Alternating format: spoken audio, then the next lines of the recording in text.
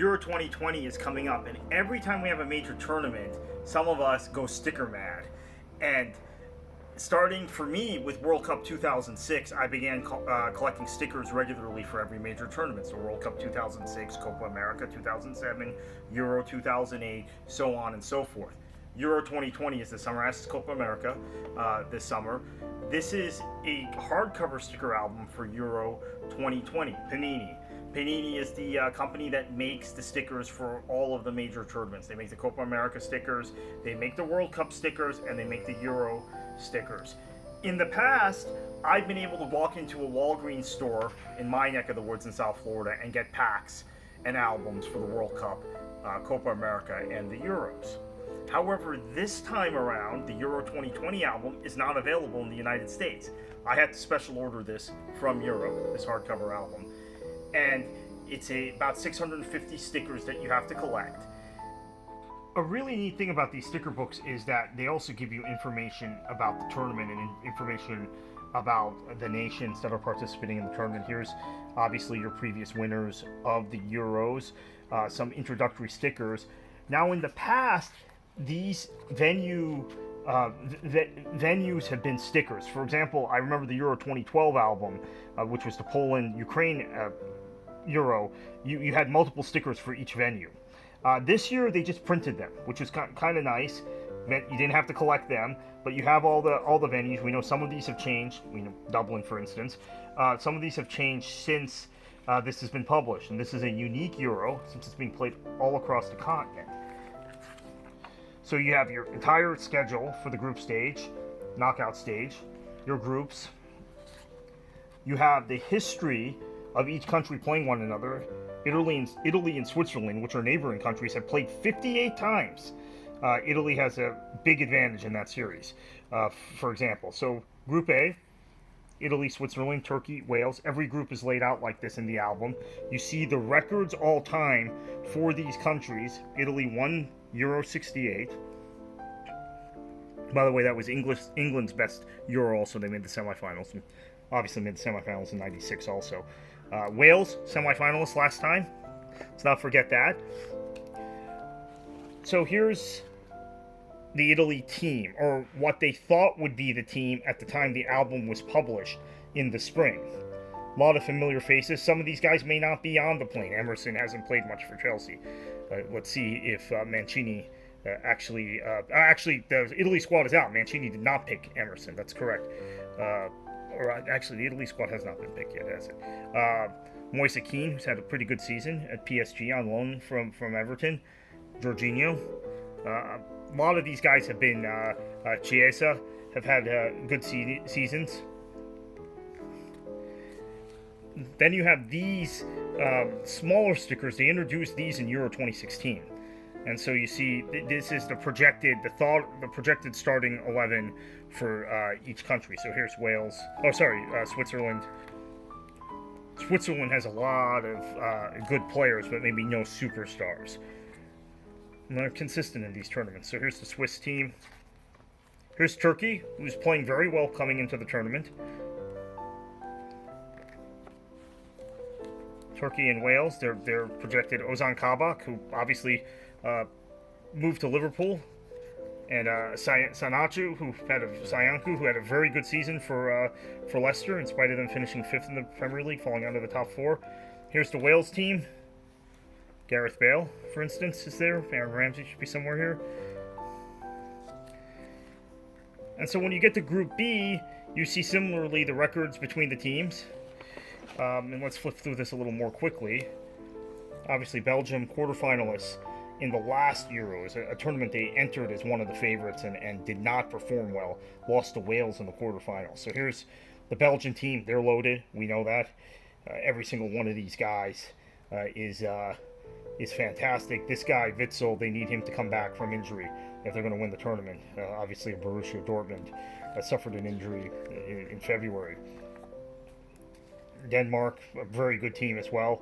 A lot of players so this is interesting for club fans. A lot of players that you may not know the nationality of. When you're watching them for their club team, you realize, okay, so he's Belgian, or he's Danish. Here's Finland, first time they've ever qualified for a major tournament, so this is really awesome for them. Russia, who of course hosted the last World Cup and did very well. Group C is a wide open group. Austria, the Netherlands without Virgil van Dijk, North Macedonia, and Ukraine. The Netherlands won the Euros in '88. In 2008, you could argue they're the best team in the group stage, and then got upset by Russia in the quarterfinals. One of the great upsets, at least from my mind, in the history of the European Championships. So here's Austria, really solid team. Alaba, obviously, Baumgartner, a couple very. This is Julian Baumgartner. It's the Baumgartner I was looking for, not Christoph, but Julian, very, very solid midfield player. Here's the Dutch. They do have Van Dijk in the sticker book, but he is injured, as we said. But a number of other starts for the Dutch. Obviously, De Ligt had a good season this year. Has moved his way into the starting lineup. Wijnaldum, obviously. Memphis Depay. Had a good year at Lyon, even though Lyon tailed off and finished 4th in Liga. North Macedonia, this is the first tournament they qualified for. One of my favorite players of the last 15 years in Serie A is here somewhere. Here he is, Goran Pandev. One of the best attacking players in Italian football over the course of the last 15 years. I'm glad, even at the age of 1983. At the age of 38, he's going to have the opportunity. He had his first cap in 2001, as the sticker tells you. And that's another thing. The stickers give you a lot of information about the players. Pandev, since 2001, has been playing for North Macedonia. He was born in 1983. Let's look at a younger player. So you see, 2019, this guy got his first cap. And he was born in 96.